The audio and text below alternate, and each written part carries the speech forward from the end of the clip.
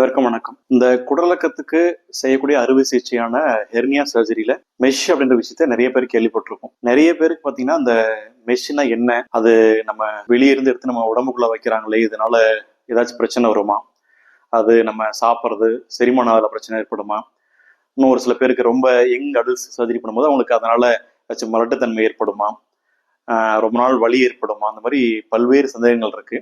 So இந்த வீடியோவில் எக்ஸ்க்ளூசிவா hernia mesh, அதாவது குடலுக்கு அறுவை சிகிச்சைக்கு பயன்படுத்தப்படும் மெஷ், அதை பற்றி தான் நம்ம டிஸ்கஸ் பண்ண போகிறோம். இதில் ஒவ்வொன்றா பார்ப்போம் வாங்க. நான் doctor Anand, surgical oncologist and laparoscopic surgeon. So இந்த மெஷ் அப்படின்னா என்ன, இது தெரிஞ்சுக்க முன்னாடி நீங்கள் என்ன தெரிஞ்சுக்க அப்படின்னா ஏன் இந்த மெஷ் அப்படின்ற கான்செப்ட் வந்துச்சு.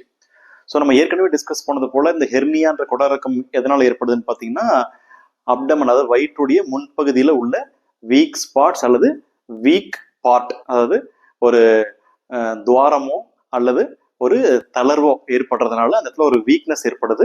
அந்த வீக்னஸ்னால ஒரு அப்டமன், அதாவது வயிற்றுக்குள்ளார இருக்கிற குடலோ அல்லது குடல் கொழுப்புன்னு சொல்லக்கூடிய ஒமன்டமோ வெளியே புடைச்சிட்டு இல்லை இறங்கிட்டு வரும் பொழுதுதான் அது வந்து ஹெர்னியான்னு சொல்றோம்.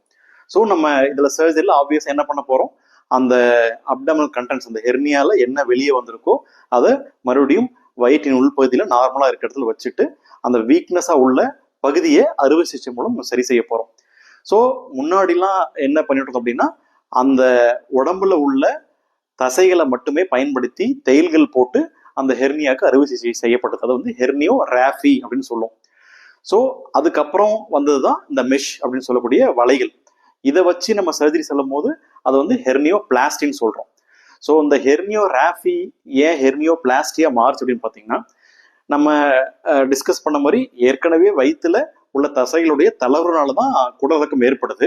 அப்படி இருக்கும் பொழுது என்னதான் அந்த தளர்வுகள் உள்ள தசைகளை நம்ம மேல வச்சு தைச்சாலும் ஒரு சில பேருக்கு மீண்டும் அந்த ஹெர்னியா ஏற்பட வாய்ப்பு இருக்கு.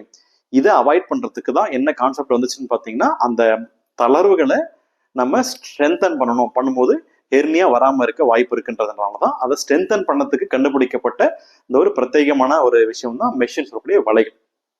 ஸோ அந்த மெஷோட இன்வென்ஷன் பார்த்தீங்கன்னா ஹெர்னியா சர்ஜரியோடைய டோட்டல் டைமென்ஷனாவே சேஞ்ச் பண்ணிச்சு சொல்லலாம். அதாவது இது வந்தப்புறம் ஆல்மோஸ்ட் பார்த்தீங்கன்னா ஒரு ரொம்ப ரேர் ஒரு சில சினாரியோஸ் தவிர மற்ற அனைவருக்குமே இந்த ஹெர்னியா சர்ஜரின்றது பார்த்தீங்கன்னா இந்த மெஷ் வலை வச்சு தான் செய்யப்படுது. அதனால ஹெர்னியாவில் உள்ள ஒரு வலை வைக்கிறாங்க அப்படின்ற பயம் உங்களுக்கு கட்டாயம் தேவை கிடையாது.